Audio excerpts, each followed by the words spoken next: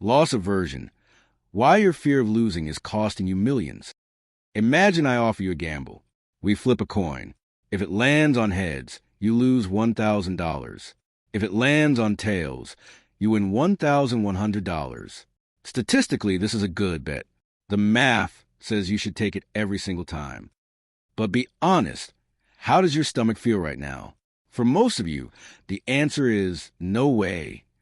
That $1,000 loss feels like a punch to the gut, while the $1,100 win feels just okay. Today, we are talking about loss aversion. It is the single biggest reason individual investors stay poor while the market grows rich. We're going to look at the pain ratio, why you're probably holding on to zombie stocks in your portfolio, and how to reprogram your brain to stop fearing the dip. 2. The 2-to-1 psychology, the pain ratio. In the 1970s, two psychologists, Daniel Kahneman and Amos Tversky, discovered something fascinating. They found that for the human brain, losses loom larger than gains. Specifically, they found a 2-to-1 ratio. To most people, the pain of losing $1,000 is twice as intense as the joy of gaining $1,000. Think about that. To make a $1,000 risk feel even to your brain, you actually need the potential to win $2,000. In the world of investing, this leads to analysis paralysis. You see a great company, the research is solid, but you don't click buy. Why? Because your brain isn't looking at the potential 20% gain. It's obsessed with the potential 10% drop. This is why millions of people keep their money in savings accounts earning 2% while inflation is at 5%. They aren't saving money. They are losing purchasing power because they are too afraid of a temporary market fluctuation. The break-even, trap, and zombie stocks. Loss aversion creates a secondary monster called the disposition effect. This is the preference of individual investors to sell their winning stocks too early and hold their losing stocks for way too long. Have you ever said this to yourself? I'll sell this stock as soon as it gets back to what I paid for it? That is the break-even trap. By refusing to sell a loss, you are essentially telling yourself that your ego is more important than your capital. You are waiting for permission from the market to admit you were wrong.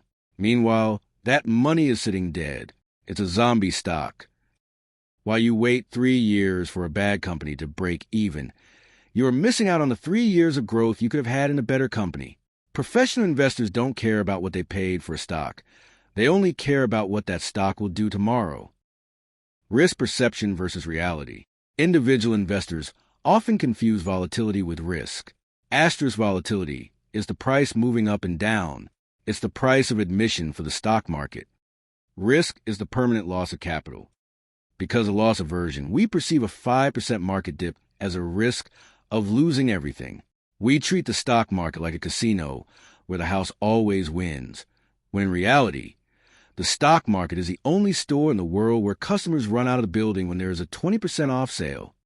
If you look at the last 100 years of market history, every single loss was eventually recovered and surpassed. The only people who actually lost money were the ones who let loss aversion drive them to sell at the bottom. Tools to defeat the fear. So, how do we fix a brain that has been evolving for millions of years to avoid loss? You need systems, not willpower. The overnight test. Imagine you woke up tomorrow and your entire portfolio was gone, replaced by cash. Would you go out and buy that same losing stock at its current price? If the answer is no, sell it immediately. Automated rebalancing. Don't trust your emotions. Set a rule. Every 6 months, sell some what has gone up, your winners, and buy more what has gone down, your losers. This forces you to buy low and sell high, without having to fight your fear. Think in decades, not days.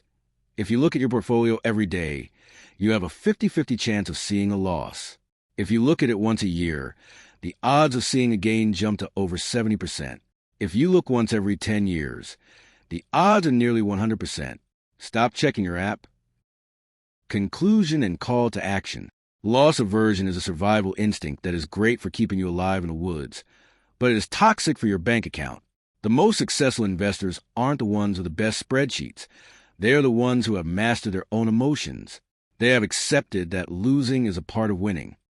In our next video, we're going to talk about the opposite end of the spectrum, overconfidence bias. We'll look at why thinking you're smarter than the market is just as dangerous as being afraid of it. If you're ready to stop letting fear dictate your future, hit that like button and share this with someone who is still holding on to a zombie stock. See you in the next deep dive.